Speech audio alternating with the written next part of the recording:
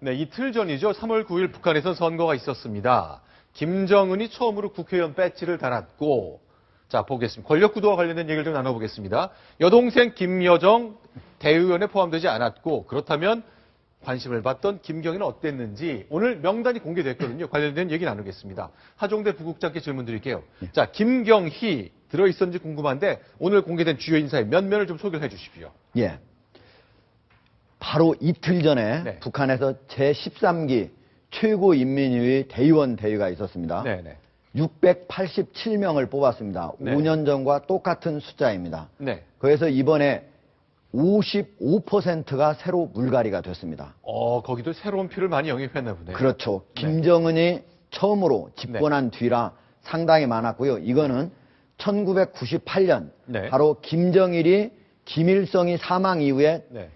첫 번째로 실시된 바로 그때에서도 네. 65%를 물갈이를 했는데 네. 이번에도 상당히 많은 사람이 물갈이가 됐습니다. 자, 그럼 이제 화면에 네 사람의 이름과 사진이 나오는데 제일 예. 궁금한 것부터 질문 드려볼게요. 예. 김경희가 포함됐다, 안 됐다 확인이 안 됩니까? 됐습니다. 김경희, 됐습니까? 예, 김경희 포함됐다라고 나왔습니다. 예, 김경희는 그대로 우리가 그동안 상당히 김경희가 와병설도 있었고 여러 네. 내용이 있었는데 김경희가 포함된 것으로 현재. 아니, 그런데 예. 자, 이번에 600몇 명의 그 대의원 가운데 김경희 이름이 포함이 됐잖아요. 예. 그런데 5년 전에 발표됐던 그 명단을 보면 김경희가 둘이었단 말이죠. 예. 근데 그 둘 중에 둘이 있던 김경희가 제 손이 없습니다. 둘이 있던 김경희가 하나로 됐거든요. 예. 그래서 지금 현재 김경희는 포함됐는데 네. 그 김경희가 장성택의 바로 부인 네. 김경희인지 아니면 다른 김경희인지 좀 더 확인이 필요한 상태입니다. 아, 그러니까 김경희는 있지만 왜 그 농담으로 가가 하는 그 예. 그 김경희인지 아닌지는 아직 예. 알 수 없는 거네요. 예, 좀 더 확인을 해봐야 된다. 지금은 명단만 나왔기 때문에요. 네네. 그리고 우리가 그 55%가 이제 새로 물갈이가 됐다고 했지 않습니까? 네. 그 중에서 새롭게 우리가 가장 관심을 기울이고 봐야 될 사람이 네. 바로 저기 왼쪽에는 장정남 인민무력부장입니다. 아, 장정남이요. 예, 김정은 집권 이후에 네. 가장 빠른 속도로 군에서 실세로 올라온 사람이고요. 네. 그 10년 전만 해도 한 대령급이었던 사람이 네네. 김정은 집권 이후 2년 사이에 네. 바로 중장에서 상장 그리고 지금 현재 대장까지 올라와 있는 상태입니다. 아, 김정은 체제의 군을 책임질 가능성이 많은 장정남이 이번에 대의원에 포함됐다는 것. 예. 그렇네요. 그리고 두 번째는요. 네. 조현준 당 조직지도부 제1부부장인데요. 네네. 아주 중요한 자리입니다. 이게 오히려 최룡해가 네. 맨날 우리가 얘기할 때 최룡해가 북한의 2인자다.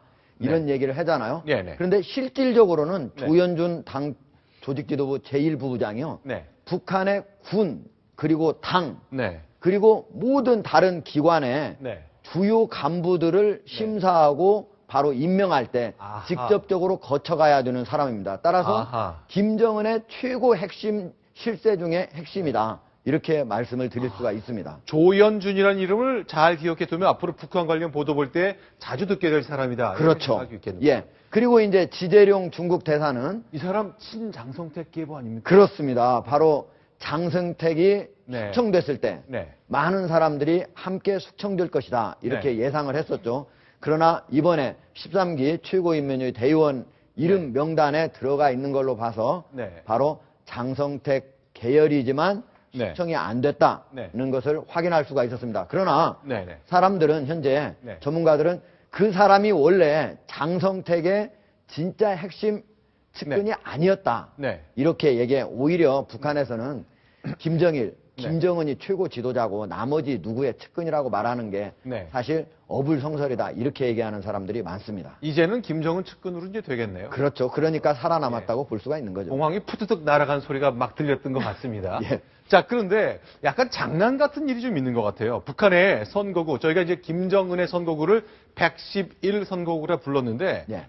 장난 같은 선거구 표시가 있다면서요. 예. 저희가 화면을 준비했는데 한번 보시고 설명을 좀 해주십시오. 예. 먼저 이제 110일을 좀 설명을 좀 드려야 네. 되는데 110일은 만약에 김정은 그리고 김정일이가 타고 다니는 열차, 네. 1호 열차잖아요. 네네. 그리고 김정은 또 김정일의 사진은 1호 사진입니다. 네네. 이런 식으로 최고 지도자는 항상 1이라고 하는 걸 얘기했었고요. 네네. 그다음에 이제 666 사실은 우리나라에서는 666 하면 별로 그렇게 기분 좋은 숫자가 아니죠. 예전에 오맨이란 영화 때문에 더 그런 것 같은데 예. 그런데 6을 3번 곱하니까 이게 계산 맞는 216이 나왔습니다. 그런데 김정일의 생일이 2월 16일입니다. 아하, 요렇게 맞춰서 김정은한테 상납을 딱 했군요. 666 선거구. 예, 그리고 자, 이제 네. 김정일은 네. 6번에 걸쳐서 최고인민위 대의원을 했는데요. 네, 네. 11기 때 네. 649 선거구에서 나왔습니다. 네. 근데 649를 한번 저기 화면을 보고 네. 들여다보시죠. 시청자 여러분들도. 64 곱하면 64, 24. 다 그리고 곱하면 다시 곱하면은 216이 나오고요. 역시 216, 2월 16일에 맞춰서 649 선거구를 그렇습니다. 상납했다. 그리고 이제 94, 36에다가 네. 6을 더하면 42잖아요. 그래서 바로 42.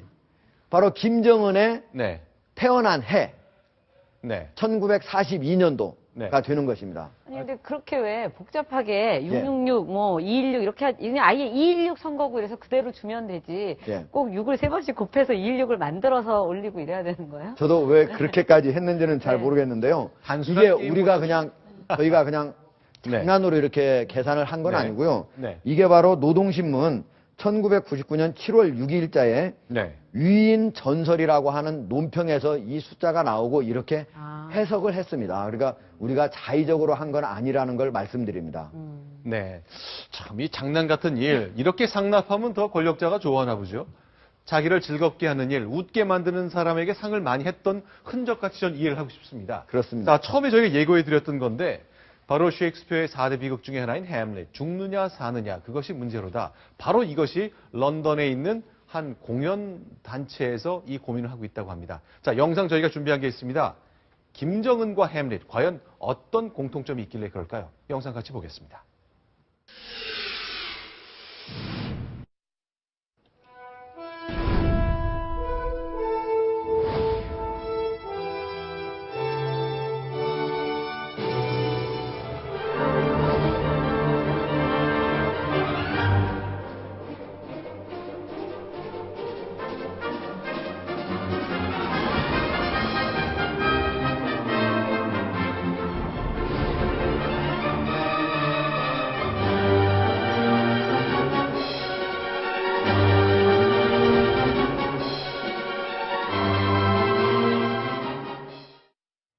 자, 그러니까 햄릿 공연, 일단 그 관련된 이 연관성을 좀 설명해 주세요. 왜 햄릿과 김정은이 맞닿아 있는 겁니까? 그 일단은 뭐 네. 삼촌이죠. 햄릿에서는 숙부고요. 네. 이제 여기는 고모부죠. 그러니까 네. 영어로는 다 엉클이지만 네. 그 아버지가 죽고 그러고 네. 나서 햄릿은 아버지 복수로 네. 숙부를 이제 네. 죽이려고 하는 거죠. 복수를 하려는 거고 네. 장성택이 작년에 처형됐지 않습니까? 그래서 그렇죠. 고모부 처형과 관련된 건데 네. 이 내용이 나온 거는 사실은 어저께 오늘 아침자죠. 뉴스에 다 실렸는데 외신에서 네. 영국에 있는 섹스피어를 전문으로 하는 극단이 있는데요. 네. 거기서 투어 공연을 하는 겁니다. 아하. 근데 햄릿을 가지고 올해가 이제 섹스피어 탄생 450년이 되는 해기 때문에 네. 전 세계 투어를 하는데 평양도 가겠다. 햄릿을 공연하겠다. 이렇게 밝힌 겁니다. 아, 그러니까 굳이 평양에 가서 꼭 햄릿을 그렇죠. 공연하고 싶다고 얘기했다 이거죠. 그러니까 뭐 여러 군데 205개 국을 도는 거니까 네. 2년 동안 다 도는데 평양도 가겠다 했더니 인권단체에서 네. 아니 이거를 왜 평양을 굳이 가야 되느냐. 네. 햄릿을 어떻게 보면은 그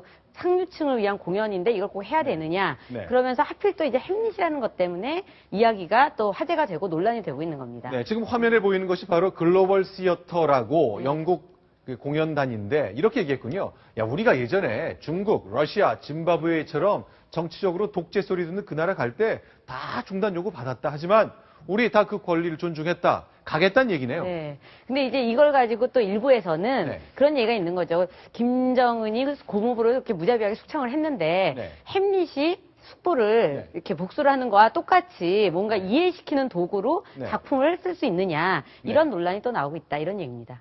네. 세계에서 사실 셰익스피어 안 들어본 사람 없고 햄릿 못 들어본 사람이 없는데 네. 마치 김정은이 고모부를 처형한 것을 정당성을 부여하는 것처럼 햄릿도 그럴 수밖에 없었지 않느냐. 그렇다면 김정은도 이 오해를 하도록 하는 일 막자는 건데요.